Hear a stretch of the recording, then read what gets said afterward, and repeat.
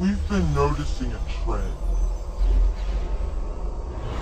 Lots of teenagers and pretty young kids are saying they want to be proxies. Let me tell you what being a proxy is really like. You have to die. Me? I fell from a 3-story window onto cement. I didn't die instantly. It was not a quick and painless death. I suffered. And the worst part was, it was my own damn fault. Yeah, Tim can blame himself all he wants on that one. No. I lost my footing, and there I went. Splat. Now, Tim, he chose his own way out. Not that he actually got to go. I would have been really upset if he had. I pulled a lot of strings.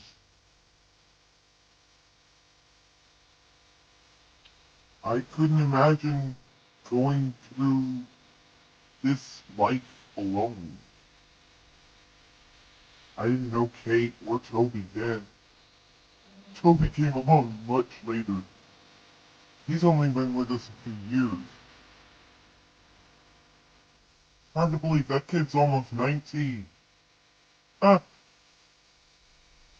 Time flies, huh? I digress. Becoming a proxy is nothing that you really want to go through. It is the most painful experience you could ever imagine. It starts when you're still alive. You are psychologically tortured and twisted and just pretty much driven insane. Yeah, I was an okay kind of person until the operator showed up in my life. I had a family, I had friends. Hell, I was pretty happy in college. Until that stupid film of Alex's. Really? A film?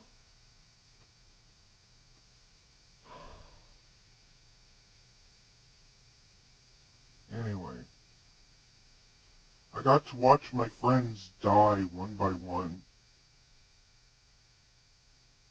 I got to watch them being tortured not only by this thing, but by me and my best friend as well.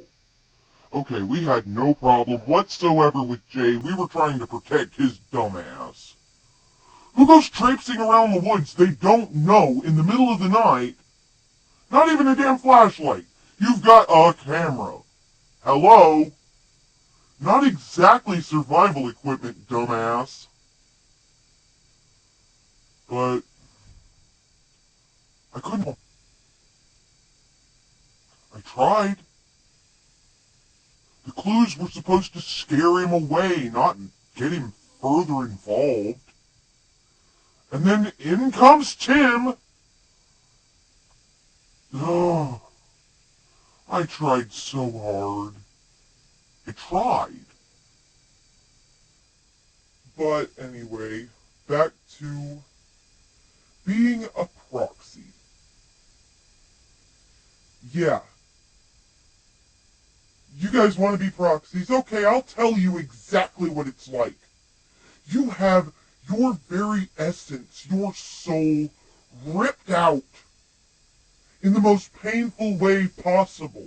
It feels like it's coming through every pore in your skin.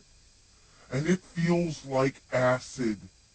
Your entire body. It's terrifying. I thought I was dying all over. Hell, dying the first time didn't hurt that bad. But then he remakes you into what he needs. And you doubt whether you're even human anymore. And then, after that fun experience, it gets shoved back in the same way it came out. Every centimeter of you feels like it's on fire. Ever burned your hand on the stove? Imagine that everywhere. You're being consumed. You can't fight it. You can't even struggle, and you can't even scream.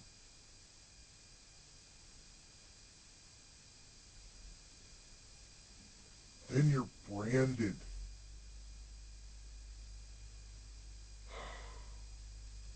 Mine's on my wrist.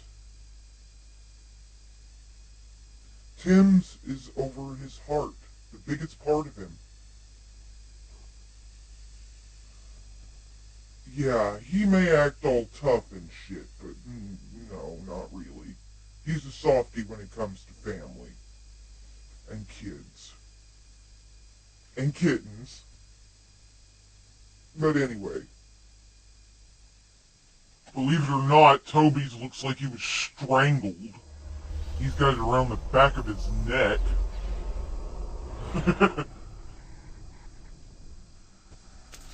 Could be worse. We had a guy, he didn't last very long. I don't even remember his name. His was on his face! It looked like the master bitch slapped this guy. Right there. Plain as day. Yeah. I couldn't imagine the pain that one went through. Just having it on my wrist hurt bad enough. He literally brands you. He'll wrap one of those tendrils around whatever body part he's going to put that mark on. And it eats into your skin. You're left with a black mark. And it's not a lovely little tattoo. I've got 3 of those and they don't hurt as bad. Trust me, a needle is nothing compared to this. It doesn't just mark your body. It marks your mind and your soul. It gives him complete control over you, whether you want him to have it or not. There's no fighting. There's no struggling. And after that, there's no free will either. You get all the guilt and anger and pain of committing just the worst atrocities that you can imagine, and no way to stop.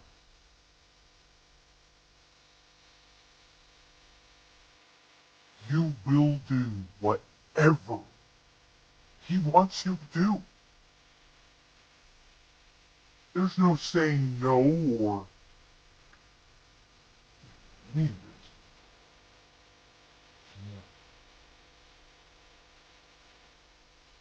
There's so many times I wish I could. Go ahead and try. Yeah. My best friend can tell you exactly what happens.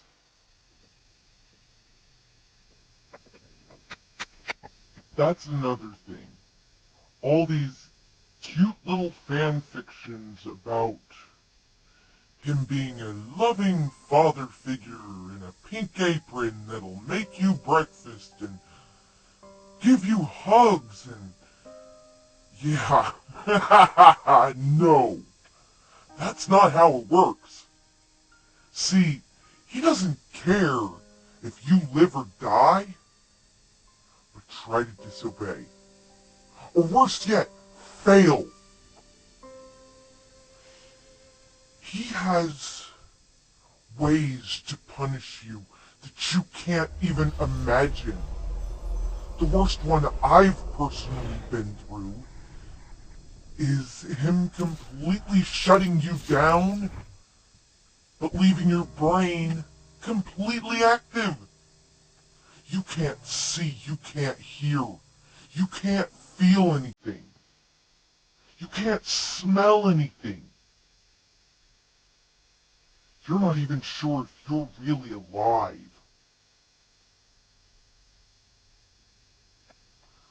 But what you did will replay in your mind over and over. And then he shows you that he can do it to those you still care about.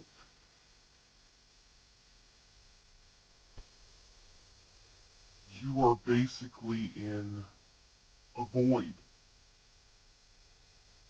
purgatory.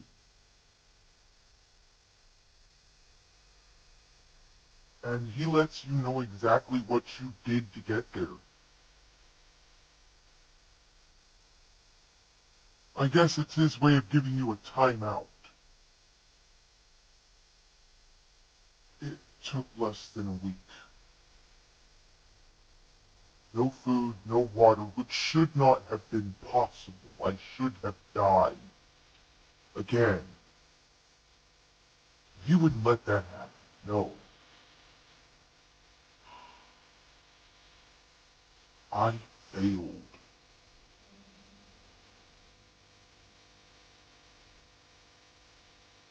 I lost a kid. I don't mean just they wandered off. I mean, I didn't have all the information, which was my own damn fault, and the kid died before I could get them out. I got to see exactly what happened to that child, and if I would have shown up even a few hours earlier, they would still be here. It was my fault. The worst part, though, is knowing it really could have been worse. I have seen the punishments of the others. He uses pure psychological torture on Toby. Kate and Tim, I have seen them broken and bloody and a breath from death. He'll heal your wounds after the fact, but sometimes he likes to make an impression. He uses them as an example.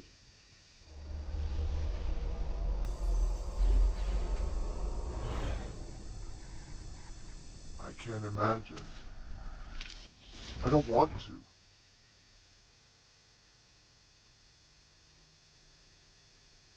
It's mind-boggling the things that he can do to us. On a whim. I guess that's why he doesn't have much contact. He gives us a place to live, so we don't have to worry about day-to-day shit. It's not like we can have jobs and that kind of stuff. We don't live in some posh little mansion with all the creeps and freaks running around. No. We live in Kate's old house. It's just home base, 'cause we're not there a lot.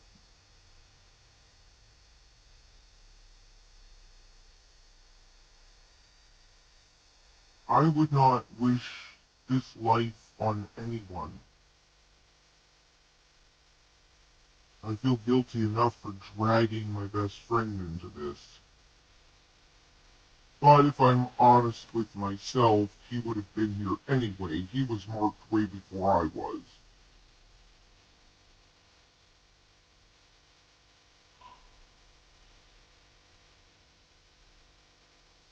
he was pretty much marked from birth. I don't even know how it happens, how he chooses the people he chooses.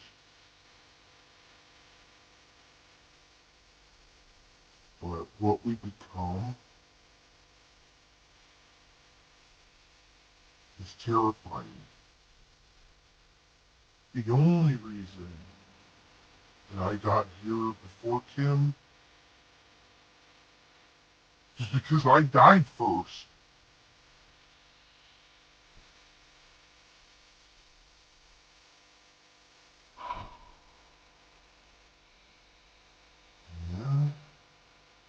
Yeah. To quote the Godfather here, he made me an offer I couldn't refuse. Really, I couldn't. I already felt like I had blood on my hands.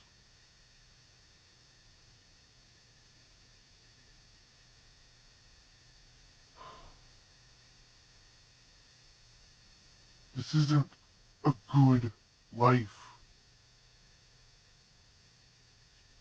This is one step above hell.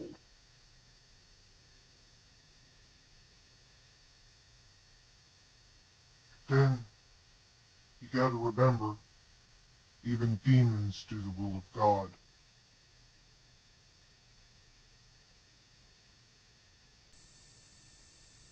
We do the things that the innocent can't do.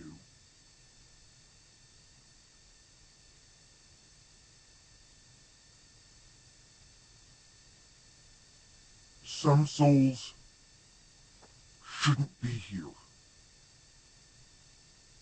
because all they cause is pain and suffering and misery, and then they wreck the very thing that they should be taking care of. They take something beautiful and precious and necessary from the world and pervert it and turn it dark until it leaves nothing but bitterness and ash.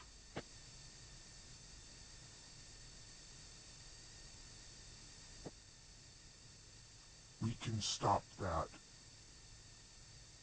I was already guilty. Hell, no sin is worse than the first. It gets a lot easier after that. Not easier to deal with, but just easier. You lose any sense of compassion except for those that you're trying to protect. I've failed more than once. I've disobeyed more than once.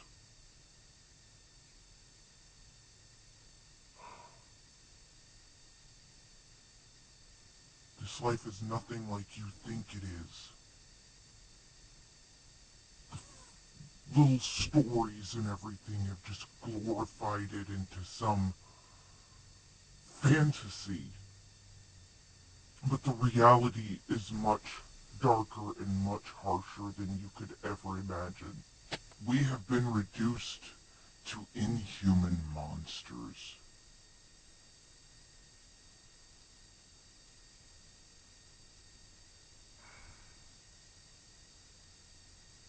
I wish there was a way to make you understand. It's not a life of freedom and just getting to do whatever you want and having a good time. No, there are consequences. Oh God, are there consequences. None of us is mentally stable anymore.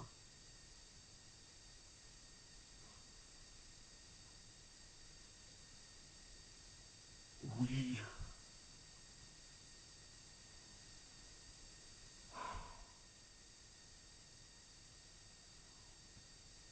don't get the choice anymore.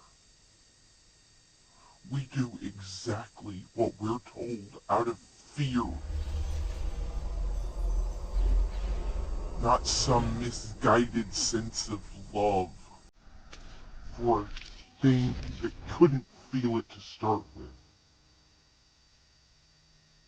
He serves a purpose, so do we. Simple as that. We are nothing more than tools, and we can be easily replaced. I have seen him tear another proxy to shreds.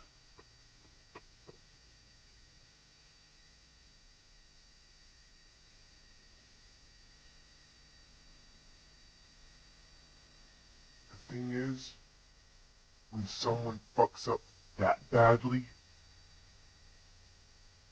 they're of no use. So he gets rid of them, and we get to watch. It's a reminder.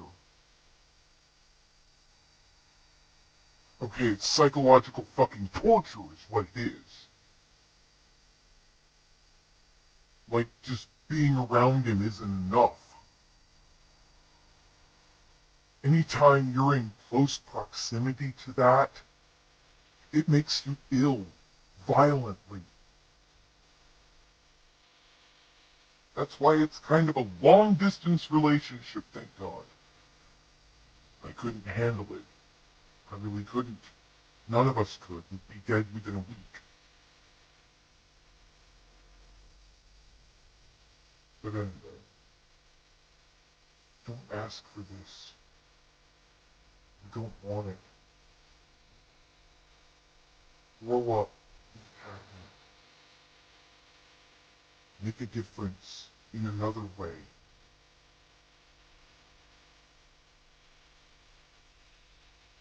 Make the world better so we don't have to keep doing this. Stand up for what you believe in. Fight for those that can't. Then there'll be no need for people like us.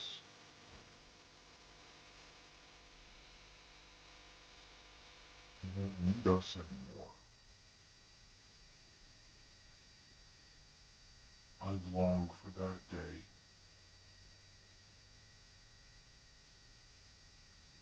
When beings like us no longer have to exist. But for now, we're a necessary evil.